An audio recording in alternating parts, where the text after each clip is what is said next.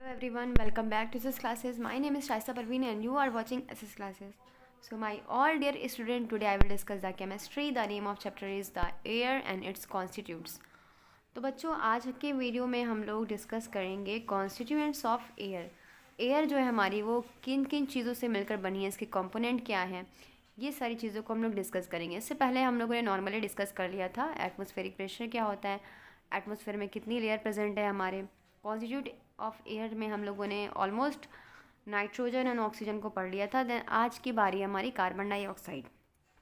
ठीक है, तो भाई हमने बताया था कि जो हमारी एयर है वो मिक्सचर ऑफ गैसेस है और बहुत सारी गैसों से मिलकर बनी होती है। उसमें नाइट्रोजन भी आता है, उसमें ऑक्सीजन भी आता है, उसमें कार्बन डाइऑक्साइड भी आता है, उसमें वाटर वेपर भी आता है एंड डस्ट पार्टिकल्स भी आते हैं। तो इतनी सारी चीज़ों से मिलकर हमारी एयर बनती है। तो जिसमें हम लोगों ने नाइट्रोजन को पढ़ लिया था, ऑक्सीजन को पढ़ लिया था। हमने नाइट्रोजन के बारे में बेसिकली पढ़ा था कि नाइट्रोजन जो है हमारे अर्थ पर 78.3% होती है। ऑक्सीजन जो होती है वो लगभग हमारे अर्थ पर जो है 20.905 वॉल्यूम होती है एंड 13.19 होती बाय द वेट की बात करें। और इसका जो है आप लोगों को दोनों को मैं पढ़ाया था कि जो नाइट्रोजन है और ऑक्सीजन है इसका यूज़ जो है वो रैपिडली जो है कंबस्टन के लिए किया जाता है। ठीक है, अगर हमने इसका एक्सपेरिमेंट भी देखा था कि अगर जो है किसी हमने यहाँ पर क्या किया था, दो कैंडल रखी हुई थी, एक कैंडल को हमने जलाया, दूसरी दोनों कैंडल को जलाया और दूसरी कैंडल जो जल रही थी उसके ऊपर सिंपल सा एक क्या रख दिया, एक गिलास रख दिया, जार रख दिया।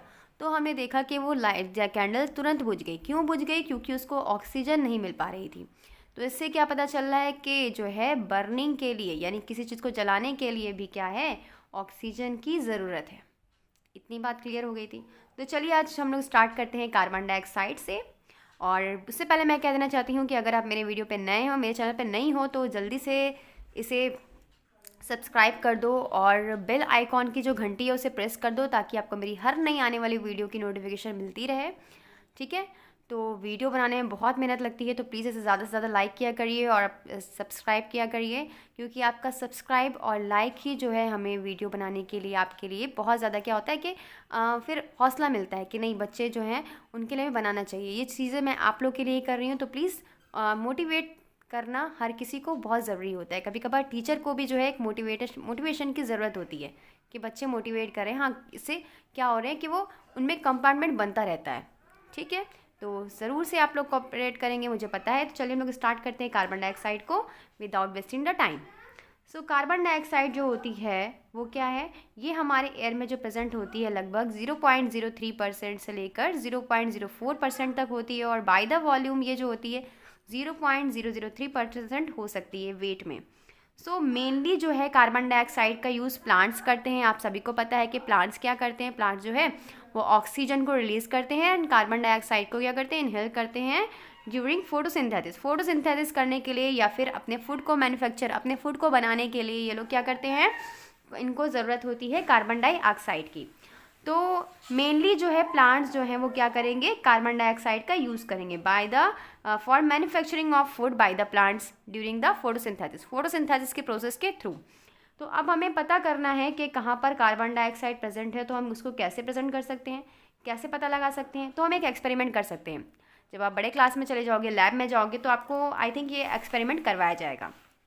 ठीक है, तो इसमें आपके स्किल फिल में दिया हुआ है कि अगर आपको प्रूव करना है कि किसी भी एयर कंटेंट्स में कार्बन डाइऑक्साइड प्रेजेंट है कि नहीं, तो कैसे आप लोग पता लगाओगे। तो इस देखिए इसमें करना क्या है, आपको एक टेस्ट ट्यूब लेना है।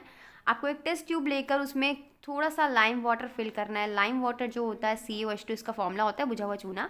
इसमें जो हम हेयर जो है टेस्ट ट्यूब में जा रही है, यू विल ऑब्जर्व, तो आप देखोगे जो लाइम वाटर है, ठीक है, लाइम वाटर हमने डाल दिया और उसमें एटमॉस्फेरिक एयर जब हम डालेंगे, जो एटमॉस्फेयर से एयर होती हुई जा रही है, तो उस वाटर को, उस लाइम वाटर को, उस बुझे हुए चूने को वो थोड़ा सा दुधहा रंग दे देती है, मिल्की रंग दे देती है। मतलब उसका जो पानी है वो मिल्की जैसा हो जाता है, थोड़ा सा दूध जैसा हो जाता है, वाइट वाइट। सो ये शो करता है कि उस लिक्विड में कार्बन डाइऑक्साइड प्रेजेंट है। अगर ये लाइम वाटर मिल्की हो जा रहा है देन हम कहेंगे, देन हम प्रूव कर सकते हैं कि वहाँ पर कार्बन डाइऑक्साइड प्रेजेंट है। तो हमें क्या करना है, लाइम वाटर में कार्बन डाइऑक्साइड को मिलेंगे, तो अगर वहाँ पर मिली होगी तो वो क्या करेगा, मिल्कनेस दे देगा, यानी कि मिल्की वाटर दे देगा। CaCO3 कैल्शियम कार्बोनेट, और H2O जो है वाटर के रूप में वहाँ से निकल जाएगी। तो ये सिंपल सा फॉर्मूला है। लाइम वाटर का फॉर्मूला क्या है? COH2 आपको यहाँ पर लिखना है। कार्बन डाइऑक्साइड का क्या होता है? CO2 होता है, यहाँ पर COH2 होता है, आप लोग को लिख लेना है। नेक्स्ट हम लोग बात करते हैं वाटर वेपर की। वाटर वेपर क्या होता है? तो देखिए बच्चों, द परसेंटेज ऑफ वाटर का percentage vaporise is variable. Water vapour जो होता है वो कंट्रोल करता है इवोपरेशन को, प्लांट्स के, एनिमल से, बॉडी से जो प्रोवाइड होता है मॉइस्चर को, वो उनकी ग्रोथ के लिए क्या होता है? हेल्पफुल होता है।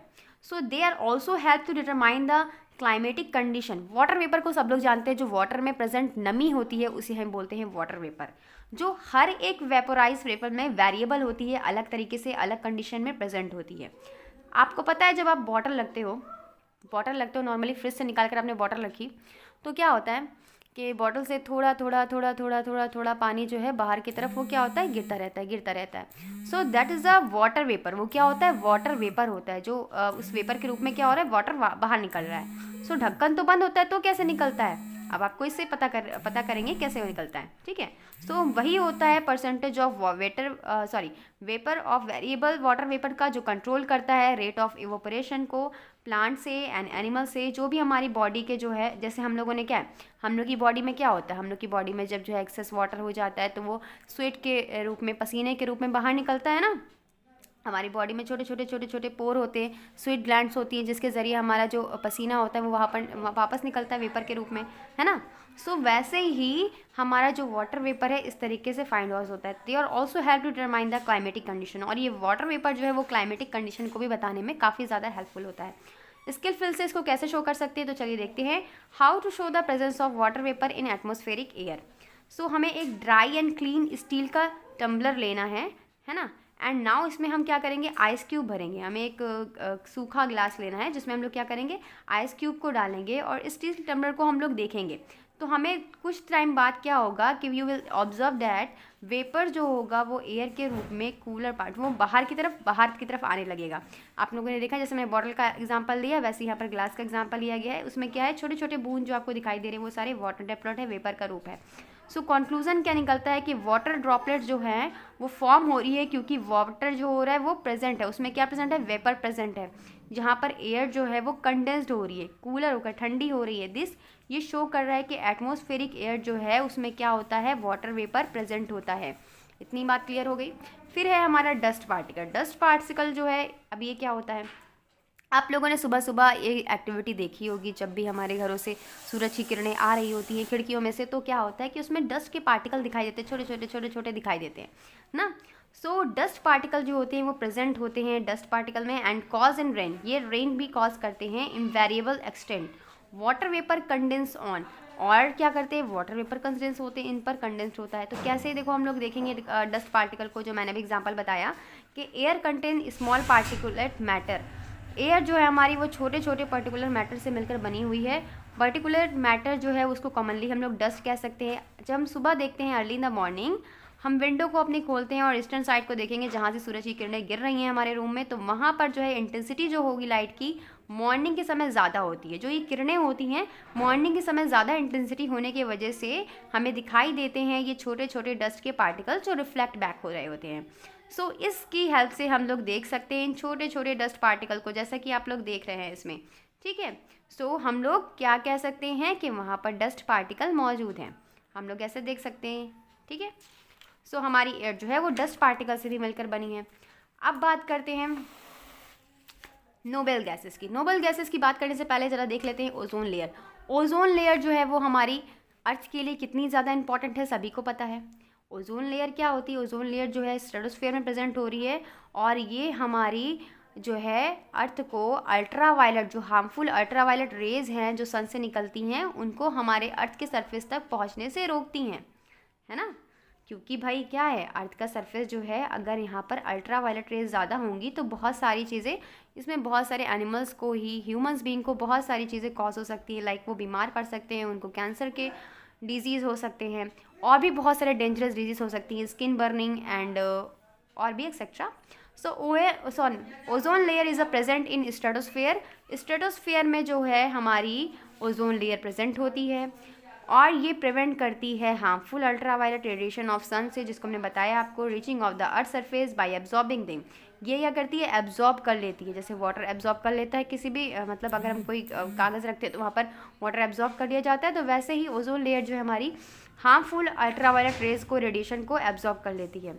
So as a result we are safe from skin cancer. इसकी वजह से हम लोग स्किन कैंसर से बच सकते हैं।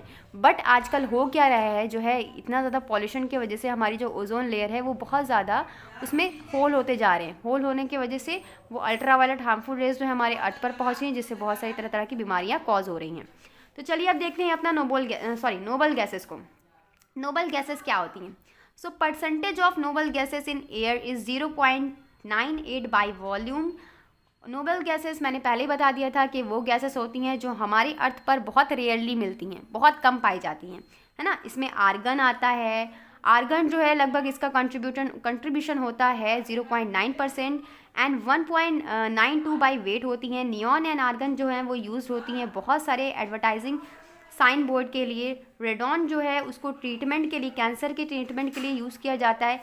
हीलियम जो है उसको हम लोग यूज़ करते हैं बलून में भरने के लिए, है ना। सो अब देखते हैं इन गैसेस जो हैं, ये रेयर गैसेस जो है हमारी नोबल गैसेस, इनका क्या क्या यूज़ है। तो फर्स्ट ऑफ ऑल हीलियम की बात करें तो हीलियम जो है वो सेकेंड लाइटेस्ट गैस है, ठीक है, जो it does not burn and safer than hydrogen and is used weather forecasting balloons.